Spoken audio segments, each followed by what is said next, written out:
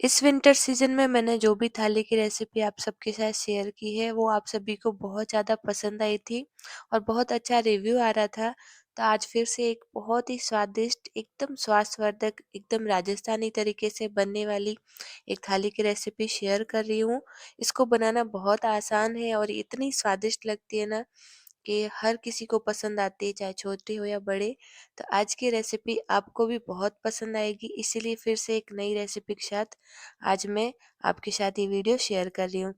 तो इसके लिए सबसे पहले मैं बना रही हूँ मूली और गाजर की सब्जी, जो हमारे यहाँ अक्सर सर्दियों में बनती है।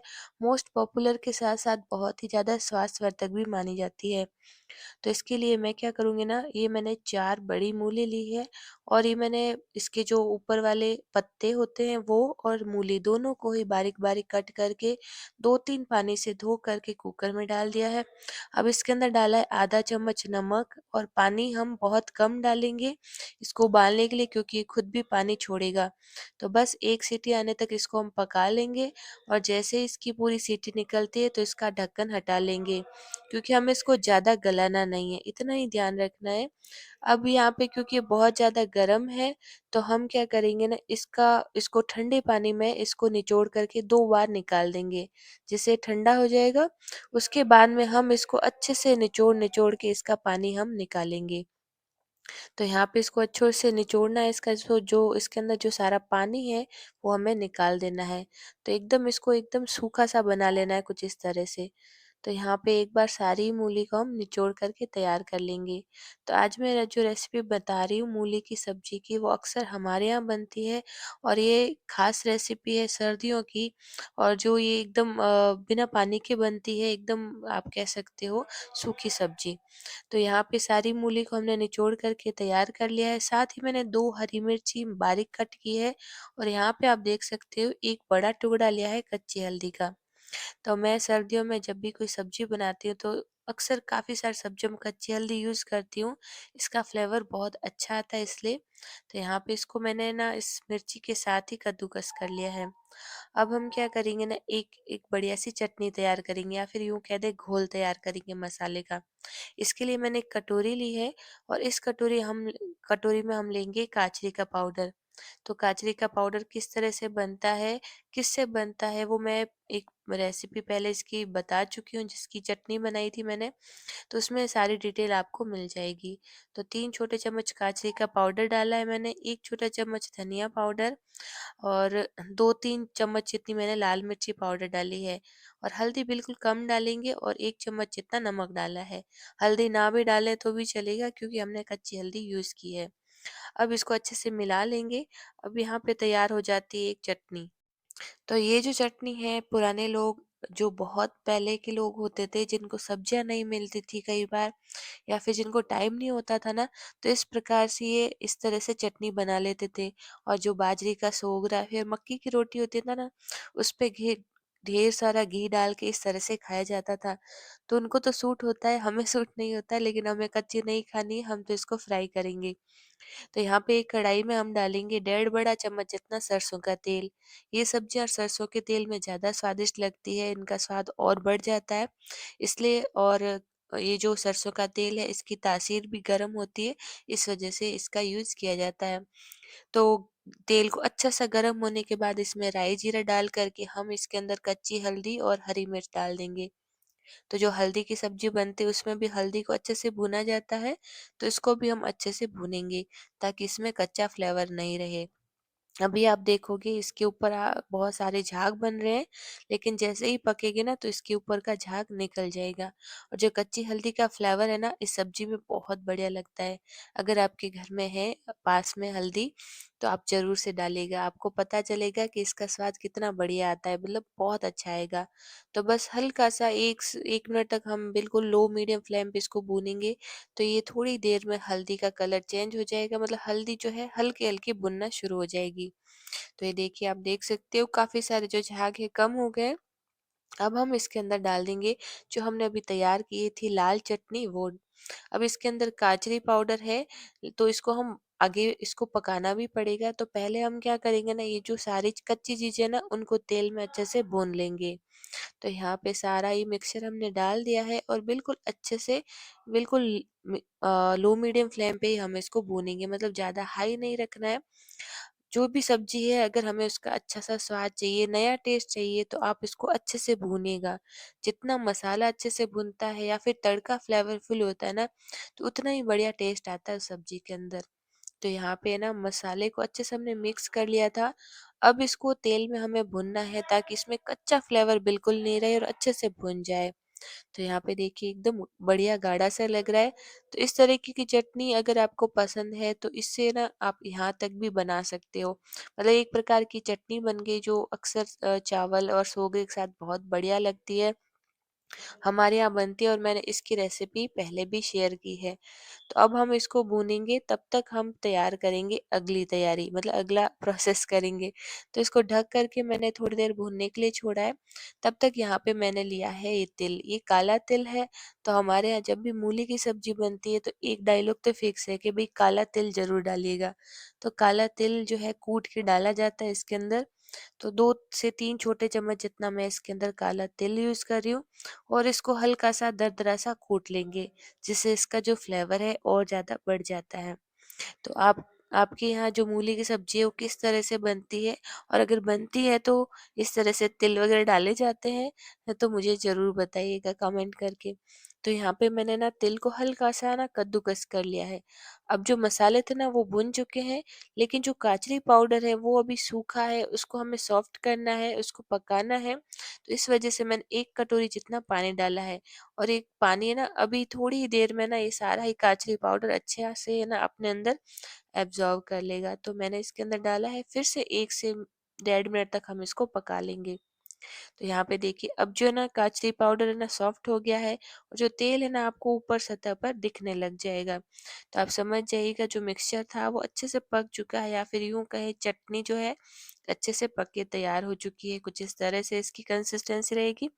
अब हम इसके अंदर जो है ये तिल कूटे थे वो डाल देंगे और अच्छे से मिक्स कर लेंगे। इसको दरदरा से ही मैंने कूटा है और साथ ही जो हमने मूली हमने तैयार करके रखी थी ना, वो भी हम डाल देंगे।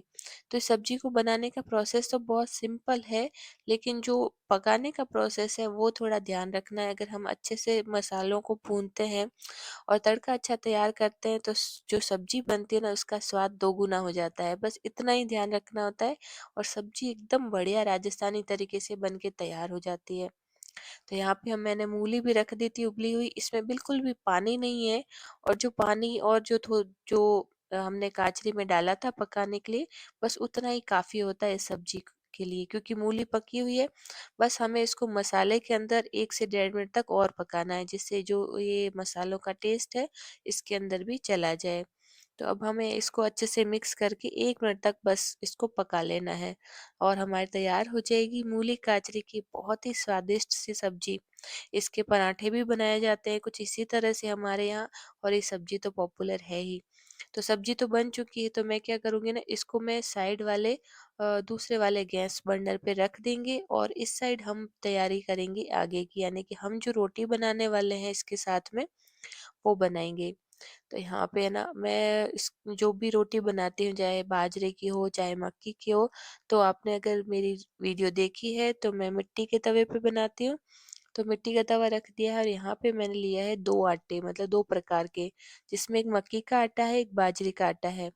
तो मक्की का आटा मैंने 2 कटोरी लिया है और बाजरे का आटा 1 कटोरी। इस रेशियो से हमें आटा लेना है। आप चाहें तो सिंगल मक्की की रोटी या फिर सिंगल बाजरे की रोटी भी बना सकते हो। लेकिन मैं तो क्या हूँ ना, कुछ नई-नई चीज़ें यूज़ बनाती रहती हूँ। तो मैं ना यहाँ पे 2 आटे मिक्स करके बनाऊँगी। तो इसका आटा भी वैसे ही लगता है जैसे बाजरे का लगता है, तो थोड़ा-थोड़ा पानी डाल कर के एक-एक रोटी का आटा ही लगाया जाता है। तो इसको अच्छे से मल-मल के लगाएँगे ताकि अच्छे से हमारे बन के तैयार हो जाए। क्योंकि इसमें लोच नहीं होता ना, तो इसी वजह से काफ़ी सारे लोगों को दिक्कत आती है इसको बनाने में, क्योंकि फट जाती है, टूट जाती है। लेकिन आज जो मैं बता रही हूँ ना तरीका, उससे आपसे आपकी रोटी नहीं टूटेगी। तो यहाँ पे मैं थोड़ा-थोड़ा पानी डाल कर के इसको अच्छा-सा चिकना कर लूँगी, अच्छा-सा मल लूँगी उसके बाद में एक मोटी लोई लूँगी, मतलब जितनी आपसे बनती है उतनी आप लोई ले लीजिए और एक बार इसको अच्छे से चिकना कर लीजिए। उसके बाद में इसका प्रोसेस तो वैसे बाजरे की रोटी जैसा ही रहता है, तो इसको अच्छे से थोड़ा-सा हमें ना पहले तो हाथ से इसको बड़ा करेंगे, मतलब ताकि क्या होगा, हम जब बेलेंगे ना तो ज़्यादा दिक्कत नहीं आएगी। तो जितना आपसे हाथ से इस तरह से बेला जाता है, आप देख रहे हो जिस तरह से वीडियो में, इसका मैं बता नहीं पा रही हूँ कि कैसे बताऊँ। तो इस तरह से हाथों की सहायता से इसको थोड़ा-सा बड़ा कर लेंगे और उसके बाद में हथेलियों की सहायता से थपथपाते हुए हम जैसे बाजरे का सोगरा बनाते हैं ना, वैसे ही बना लेंगे। अब आप सोच रहे होंगे इसमें नया क्या है? इसमें नया ये है कि अगर आपके लगता है आपके एक साइड की जो अक्सर दिक्कत आती है, जो कॉर्नर होते हैं वही फटते हैं। तो आप देख रहे हो मेरे भी कॉर्नर फट रहे हैं, मैं आपको इसीलिए फट मतलब फाड़ के बता रही हूँ ताकि इसका जो प्रोसेस है आगे वाला कि आप इसको सही कैसे कर सकते हो वो मैं बता सकूँ। तो या तो इस तरह से चिमटी मार लीजिए जब आपके अगर कॉर्नर फट जाए, या फिर दूसरा तरीका मैं आपको बताऊँगी वो आप कर लीजिए। तो जब आप इस तरह से बेल लें आपके हाथों से, तो आगे का प्रोसेस क्या करना है, इसको हमें रख देना है तवे पे। तो देखिए आप कॉर्नर अभी आपको पूरे फटे हुए दिख रहे हैं। तो अब क्या कीजिएगा, हाथों को गीला कीजिएगा और अच्छे से इस कॉर्नर पे लगा-लगा के इस कॉर्नर को इकट्ठा कर लीजिए। जिससे आपका जो आप सोगरा बनाओगे या फिर मक्की की रोटी बनाओगे ना, वो अपने आप ही ये बराबर हो जाएगी। क्योंकि इसको सेकने में टाइम लगता है और बिल्कुल ही अभी कच्चा है, इसमें कोई लोच नहीं है, तो ये पानी से इकट्ठा हो जाएगा और सारे कॉर्नर आपके भर जाएँगे। तो और कहीं से अगर टूट भी जाती है, कहीं से छेद हो जाता है ना, तो वो भी आप इस तरह से पानी लगा कर के इसको भर सकते हो। तो हमारे बड़े-बुजुर्ग इसी तरह से करते थे, हमने भी सीखा है और हम चाहते हैं कि आप भी सीखें और इस तरह से नई-नई प्रकार की रोटी और हर प्रकार का आटा आप खाएँ, जिससे आप जो स्वादिष्ट भी लगता है और आप स्वास्थ्यवर्धक भी रहें। तो जब आपको लगे नीचे से अच्छे से सिक गई है, तो हमने इसको टर्न कर लिया और अब आप देख सकते हो कहीं से भी टूटी-फटी नहीं है। लेकिन क्या हो गया ना कि मैं आँच थोड़ी कम थी ना स्टार्टिंग में, तो आपको लग रहा है वहाँ की ऊपर वाली थोड़ी लेयर हट गई, बाकी कोई दिक्कत नहीं है। तो बस इसी तरह से मैं एक और सोगरा बना रही हूँ मक्की और बाजरे का। तो मैं अभी 2 ही बनाऊँगी, बाकी वाले जब मेंबर आएँगे तब बनाऊँगी, क्योंकि गरमा-गरम ज़्यादा बढ़िया लगता है।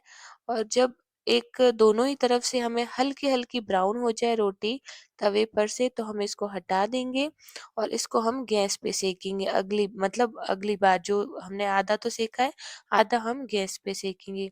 तो देखिए दूसरी बार वाली भी रोटी मैंने इसी तरह से बनाई, इसको पानी से हल्के से सेट कर दिया, तो किनारे टूटे हुए नहीं है, ना ही कहीं बीच से टूटी हुई है।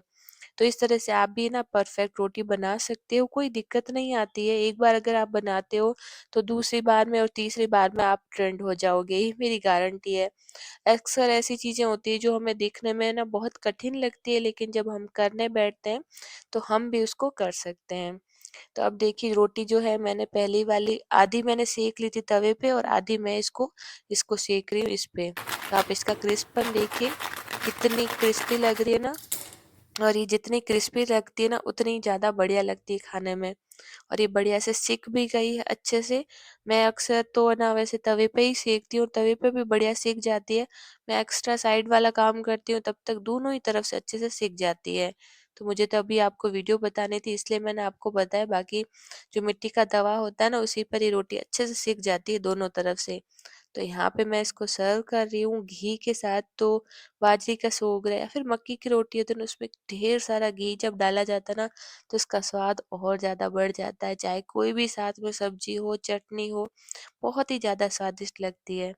तो यहाँ पे मैं दोनों ही सोगरे के साथ मैं अपनी बनी हुई मूली की सब्जी, मूली गाजर की सब्जी और साथ में मैं सर्व कर रही हूँ गर्मा गर्म राजस्थानी कढ़ी, टमाटर, और यहाँ पे मैंने जो अदरक, लहसुन और हरी मिर्ची का कुच्चा बनाया था वो भी मैं सर्व कर रही हूँ। ये भी बहुत बढ़िया लगता है।